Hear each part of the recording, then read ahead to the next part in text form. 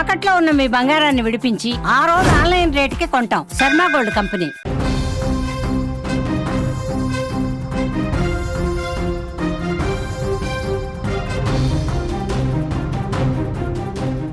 Big breaking news చూస్తున్నాం. కడప జిల్లాలో విద్యార్థిని మృతి కలకలం రేపుతోంది. గండికోటలో నగ్నంగా విద్యార్థిని మృతదేహం పడింది. ప్రొద్దుటూరులో గీతం జూనియర్ కాలేజీలో ఇంటర్ చదువుతోంది వైష్ణవి. నిన్న గండికోటకు వెళ్తానని ఇంట్లో చెప్పి వచ్చింది వైష్ణవి. ఇంటికి రాకపోవడంతో పోలీసులకు కంప్లైంట్ చేశారు తల్లిదండ్రులు. ప్రొద్దుటూరులో పోలీస్ స్టేషన్లో మిస్సింగ్ కేసు కూడా నమోదైంది. ఇవాళ ముళ్ల పొదల్లో నగ్నంగా శవమై కనిపించింది వైష్ణవి. ప్రియుడు లోకేష్తో గండికోటకు వెళ్లినట్టుగా సమాచారం వస్తోంది. పోలీసులు దర్యాప్తు చేస్తున్నారు. కడప జిల్లా గండికోటలో విద్యార్థిని మృతదేహం తీవ్రంగా కలకలం రేపింది. ప్రొద్దుటూరులోని గీతం జూనియర్ కాలేజీలో సెకండ్ ఇయర్ చదువుతున్న విద్యార్థిని వైష్ణవి నగ్నంగా ముళ్ల పొదల్లో కనిపించడంతో అక్కడ ఒక్కసారిగా కలకలం రేగిన పరిస్థితి.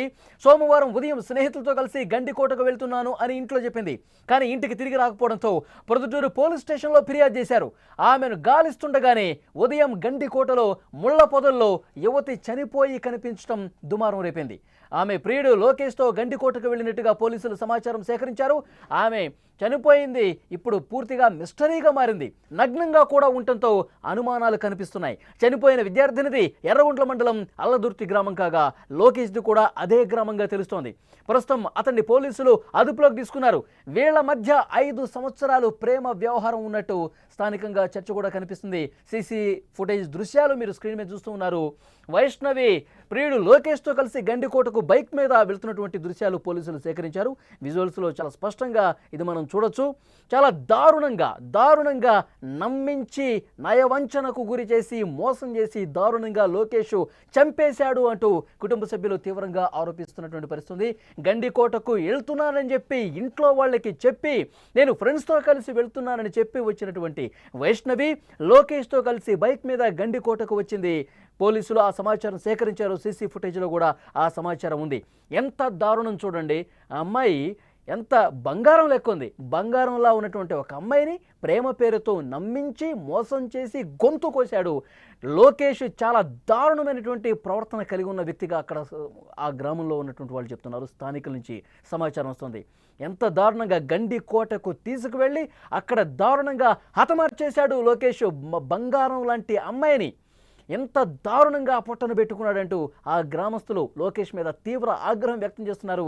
లోకేష్ను మాకు అప్పగించండి, లోకేష్ని మేము అంతం చేస్తాం, పోలీసులు కేసులు పెట్టి నెలలు జైలులో పెట్టి మేపటం కాదు, వాడిని మాకు అప్పగించండి, నడి రోడ్డు మీద వాడిని ఉరి తీసి చంపేద్దాం, నడి రోడ్డు మీద వాడిని నరికి చంపుతామంటూ ఆ వైష్ణవి కుటుంబ సభ్యులు బంధువులు ఆగ్రహంతో ఊగిపోతున్నటువంటి పరిస్థితి ఉంది. అంటే 5 సంవత్సరాలుగా ప్రేముంది మనకి. అక్కడ ఆ ఊరి నుంచి వస్తున్నటువంటి సమాచారం 5 సంవత్సరాలుగా వాళ్ళు ప్రేమలో ఉన్నారు. అయితే వీడు బాధలు భరించలేక అమ్మాయి వెనకాల పట్టం చాలాసార్లు మందలించారు, వినలేదు. వినకపోయినా సరే ఇంకా వేధింపులు ఎక్కువైపోయాయి. వాళ్ళు ఒకసారి ఊరు కూడా షిఫ్ట్ అయిపోయారంట. ఇదే ఊళ్ళో ఉంటే వీడి ఆటలు ఇట్లాగే ఉంటే మా అమ్మాయిని ఇబ్బంది పెడతానే ఉంటాడని చెప్పి ఆ కుటుంబ సభ్యులు ఆ ఊరు నుంచి వేరొక ఊరికి కూడా షిఫ్ట్ అయిపోయారు. అయినా వాడి తీరు మార్చుకోలేదు, ఇంకా అమ్మాయి వెంట పడతానే ఉన్నాడు, వేధిస్తానే ఉన్నాడంటే కుటుంబ సభ్యులు చెప్తున్నారు. ఇక్కడ మనం స్క్రీన్లో విజువల్స్ చూస్తుంటే గండికోటకు వెళ్తున్నానని చెప్పినటువంటి వైష్ణవి లోకేష్ బండెక్కి గండికోటకి వచ్చింది. సీసీ ఫుటేజ్లో పోలీసులు ఈ సమాచారం కూడా సేకరించారు. అంటే వైష్ణవిని ఏ విధంగా లొంగ తీసుకున్నాడు, వైష్ణవిని మాయమాటలు ఏ విధంగా చెప్పాడు, నయవంచన ఏ విధంగా చేశాడు, ఎంత దారుణంగా మోసం చేశాడు. బంగారం లాంటి అమ్మాయిని వాడు పొట్టన పెట్టుకున్నాడు. బంగారం లాంటి అమ్మాయిని చాలా దారుణం అంటే దారుణంగా పోలీసులు కొంత సమాచారం చెప్తుంటే ఆ గండికోట ప్రాంతంలో ముళ్ళ పొదల్లో ఆ అమ్మాయి నగ్నంగా పడి ఉంది. నిన్న మిస్సింగ్ కోసం నెమ్మదైన తర్వాత మిస్సింగ్ కేసు పోలీసులు దర్యాప్తులుగా చేస్తూ ఉన్నారు, కొన్ని బృందాలుగా విడిపోయి. పోలీసులు ఈరోజు ఉదయం గండికోట ప్రాంతానికి సీసీ ఫుటేజ్ ఆధారంగా వీళ్ళు ఎట్నుంచి ఎటు వెళ్ళారు మొత్తం వివరాలు సేకరిస్తుంటే గండికోటకు వచ్చినట్టుగా చూసి అక్కడ ఉన్నటువంటి ఆ కొండ ప్రాంతం పూర్తిగా ఆ ముళ్ళ పొదలన్నీ కూడా గాలిస్తూ ఉంటే మృతదేహం కనిపించింది. లోకేష్ పారిపోయాడు, పరారీలో ఉన్నాడు. వెంటనే అతన్ని కూడా వలపన్ని పట్టుకున్నారు పోలీసులు. ఇప్పుడు పోలీసుల అదుపులోనే లోకేష్ ఉన్నాడు. ఎంతో దారుణం చూడండి. ప్రస్తుతం కుటుంబ సభ్యులు తీవ్ర ఆగ్రహంతో రగిలిపోతున్నటువంటి పరిస్థితి ఉంది. మరింత ఇన్ఫర్మేషన్ తెలుసుకుందాం. ఈ కేసుకు సంబంధించి మా ప్రతినిధి సుదర్శన్ ఫోన్ లైన్లో సిద్ధంగా ఉన్నారు. సుదర్శన్, పోలీసులు ఏం చెప్తున్నారు? వేధింపుల కంటే కూడా నయవంచన, ప్రేమ పేరుతో వంచాడు. ఆ అమ్మాయిని అన్ని విధాలుగా నమ్మించాడు. నీకు తోడుగా నమ్మబలికాడు. అందుకే ఆ అమ్మాయి నమ్మి అతని వెంట ధైర్యంగా వెళ్ళింది. వీడు నాకు అండగా ఉంటాడని భావించినటువంటి ఆ అమ్మాయి చివరకు వాడే కాలయముడై ఆ అమ్మాయిని కాటేస్తాడని కూడా ఆ అమ్మాయి ఎప్పుడు కూడా ఎక్స్పెక్ట్ చేయలేదు. అందుకే తల్లిదండ్రుల మాట కాదని కూడా ఆ అబ్బాయితో స్నేహం చేస్తూ వచ్చింది. అయితే గత 5 ఏళ్ల నుంచి కూడా వీళ్ళిద్దరి మధ్య పరిచయం ఉంది, ఒకే ఊరు. కాబట్టి ఆ పరిచయం కాస్త ప్రేమగా మారింది. అయితే ఈ విషయము అమ్మాయి తల్లిదండ్రులకు ఇంట్లో తెలియడంతో వాళ్ళు మందలించారు పలు దఫాలుగా.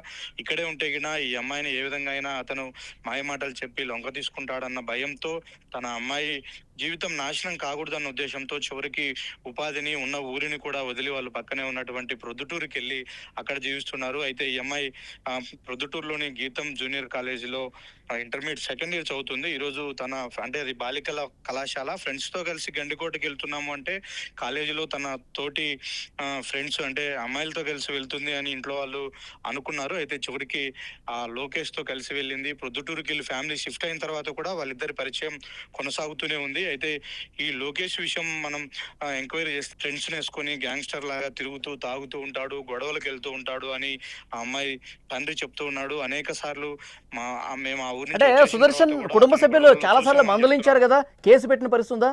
లోకేష్ మీద కేసు పెట్టారా? గతంలో ఎప్పుడన్నా పోలీసులకు కంప్లైంట్ చేశారా? కేసు పెట్టేంత పరిస్థితి రాలేదు. ఎందుకంటే ఈఎంఐ కూడా అబ్బాయితో ప్రేమలో ఉంది. ఎక్కడ కూడా ఈఎంఐ చెప్పని పరిస్థితి. ఎందుకంటే నన్ను వేధిస్తున్నాడు అని ఆ అమ్మాయి రిటర్న్ గా కంప్లైంట్ ఇస్తే అది కొంత వెయిట్ ఉంటుంది. కానీ ఆ పరిస్థితుల్లో ఆ అమ్మాయి లేదు, తను నేను ప్రేమిస్తున్నాననే విషయం చెప్పింది. అయినా కూడా అమ్మ మీ జీవితం నాశనం చేస్తాడు, వాడికి ఎలాంటి బాధ్యతలు లేవు, చదువు సంధ్యలు లేవు, కాబట్టి వాడితో నీకు ప్రేమ వద్దని ఆ అమ్మాయి కూడా నచ్చజెప్పే ప్రయత్నం చేశారు. అలాగనే అమ్మాయి మీద ప్రెజర్ తెచ్చినా కూడా మళ్ళీ ఏ అఘాయిత్యం జరుగుద్దు అని తల్లిదండ్రులు కొంత సామరస్యంగానే చెప్పుకొని ఊరుగాని ఊరు అంటే ఊరు వదిలి వెళ్ళిపోతే అయినా వాళ్ళ మనసులు మారుతాయి, ఆమె ఉంటుందని ఎక్స్పెక్ట్ చేశారు. అది కూడా జరగలేదు. చివరికి నిన్న ఫ్రెండ్స్ తో వెళ్తామన్నటువంటి అమ్మాయి లోకేష్ తోని అంటే నిన్న వెళ్ళిన అమ్మాయి రాత్రికి ఇంటికి రాకపోయేసరికి తల్లిదండ్రులు స్థానికంగా ఉన్నటువంటి ప్రొద్దుటూరు 1 టౌన్ పోలీస్ స్టేషన్ లో ఫిర్యాదు చేశారు. ఆ మిస్సింగ్ కేసుగా నమోదు చేసినటువంటి పోలీసులు ఎంక్వైరీ చేస్తున్న ప్రయత్నంలో గండికోటకి వెళ్ళిందని చెప్పింది కాబట్టి గండికోట ఎంట్రన్స్ లో ఉన్నటువంటి ఒక సీసీ ఫుటేజ్ ను అక్కడ పోలీసులు పరిశీలించారు. ఈ అబ్బాయితో కలిసి ఆ అమ్మాయి ఒకే బైక్ లో వెళ్ళడాన్ని తల్లిదండ్రులకు చూపించడంతో వాళ్ళ అమ్మాయిని కనుక్కున్నారు. లోపలికి వెళ్ళిన తర్వాత ఏం జరిగిందనే విషయాన్ని పోలీసులు ఆరా తీసి ఆ సరౌండింగ్స్ లో ఎతికారు. అక్కడ రంగనాయక స్వామి ఆలయం ఉంటుంది ఒకటి గండికోట లోపల. ఆ ఆలయం వెనక ఉన్నటువంటి ముళ్ళ పొదల్లో ఈ అమ్మాయి బాడీని, అది కూడా నగ్నంగా, ఎలాంటి ఒంటిపైన ఎలాంటి బట్టలు లేకుండా చనిపోయినటువంటి ముళ్ళ పొదల్లో బాడీని గుర్తించారు. అయితే ఇక్కడ సీసీ ఫుటేజ్ అనాలిసిస్ చేసే ప్రయత్నంలో 10:30 ఆ సమయంలో ఆ అబ్బాయి ఆ అమ్మాయితో కలిసి బైక్ లో లోపలికి వెళ్ళాడు. తిరిగి గంటన్నరలోనే అతను ఒక్కడే సింగిల్ గా మళ్ళీ బయటకు వచ్చాడు. అంటే ఇద్దరు కలిసి లోపలికి వెళ్ళిన తర్వాత వీళ్ళిద్దరు ప్రేమించుకున్నారు, ఇద్దరు అన్యోన్యంగా ఉన్నారన్న విషయంలో వీళ్ళకి ఎందుకు ఆ గంటలో వీళ్ళిద్దరి మధ్య ఏం జరిగింది, ఆ అమ్మాయిని పరిస్థితి అక్కడ ఎందుకు వచ్చిందనే దాని మీద ఇప్పుడు పోలీసులు లోకేష్ కూడా విచారిస్తూ ఉన్నారు. ఇప్పుడు లోకేష్ పోలీసుల అదుపులోనే ఉన్నాడుగా, లోకేష్ విచారిస్తున్నారా? లోకేష్ పోలీసుల అదుపులోనే ఉన్నాడు. ప్రొద్దుటూరు సరౌండింగ్స్ లో వాళ్ళు నిన్న రాత్రే ఆ అబ్బాయిని ఎప్పుడైతే గండికోటగా అమ్మాయిని తీసుకెళ్లాడని గుర్తించారో ఆ అబ్బాయి ఫోటో కూడా వాళ్ళకు సీసీ ఫుటేజ్ లో దొరికింది కాబట్టి దాని ఆధారంగా వాళ్ళు ఎంక్వైరీ చేశారు. నిన్న రాత్రి అంటే నిన్న మిడ్ నైటే ఆ అబ్బాయిని ప్రొద్దుటూరు సరౌండింగ్స్ లో పోలీసులు అదుపులోకి తీసుకున్నట్టుగా తెలుస్తుంది. నిన్నటి నుంచి కూడా అన్ని కోణాల్లో ఆ అబ్బాయిని విచారిస్తూ ఉన్నారు. అయితే ఇంతగా తమ అమ్మాయిని కాపాడుకోవడానికి ఆరాటపడినటువంటి తల్లిదండ్రులకు చివరికి ఈ రోజు ఒక చేదు వార్త, విషాదకరమైన వార్త వినాల్సి వచ్చింది. ఆ వార్త ఈ ఘటన తర్వాత, ఈ వార్త విన్న తర్వాత కుటుంబ సభ్యులు ఏం చెప్తున్నారు సుదర్శన్? వార్త విన్న తర్వాత ఆ అమ్మాయి తండ్రి అయితే చాలా ఆగ్రహానికి గురవుతున్నాడు.